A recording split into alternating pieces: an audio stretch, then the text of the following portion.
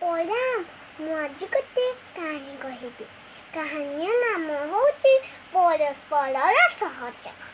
ଦେବତା ଓ ଅସୁରମାନେ ନିଜ ନିଜ କାର୍ଯ୍ୟରେ ବ୍ୟସ୍ତ ଥିଲେ।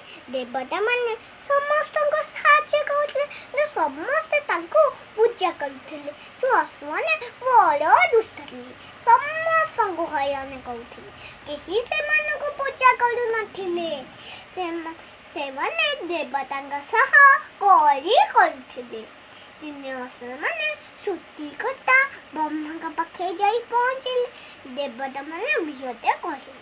ବ୍ରହ୍ମା କହିଲେ, ଏହା ତମମାନଙ୍କର ଭୁଲ ଧାରଣା। ପ୍ରକୃତରେ ତୁମମାନଙ୍କ ମଧ୍ୟରେ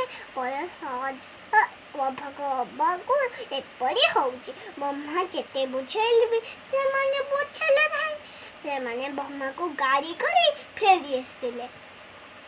ବ୍ରହ୍ମା ସେମାନଙ୍କୁ ଉଚିତ ଶିକ୍ଷା ଦେବା ପାଇଁ ଏକ ଉପାୟ ବାହାର କଲେ। କହିଲେ କି ଆଜି ମୋ ତରଫରୁ ଏକ ଭୋଜିର ଆୟୋଜନ କରାଯିବ।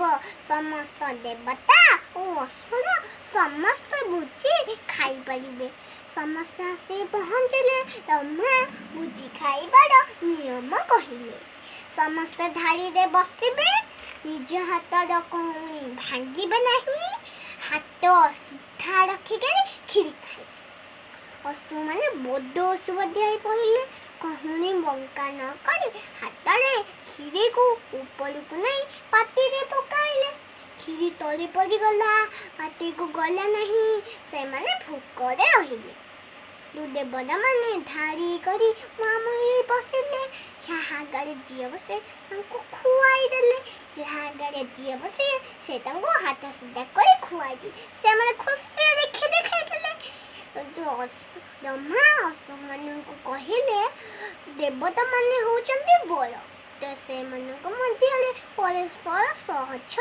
ତୁମମାନଙ୍କ ମଧ୍ୟରେ ପରସ୍ପର ସହଜ ନ ରହିବାର ତମେମାନେ କେହି କ୍ଷୀରି ଖାଇପାରିଲ ନାହିଁ।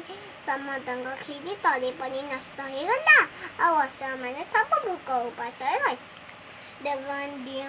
ଦେବତାମାନେ ମୁହାଁମୁହିଁ ବସି ସବୁ କ୍ଷୀରି ଖୁସି ମନରେ ଖାଇଦେଲେ ଆଉ ଆନନ୍ଦରେ ରହିଲେ। ପରସ୍ପର ସହଜ ଦେଖିକି ଆନନ୍ଦରେ କ୍ଷୀରି ଖାଇଲେ, କିନ୍ତୁ ସହଜ ଦେଖି ଖାଇପାରେ ନାହିଁ। ଅସୁରମାନେ ନିଜର ଭୁଲ ବୁଝିପାରିଲେ ଓ ଦେବତାମାନେ ବଡ଼ ପ୍ରମାଣିତ ହେଲେ।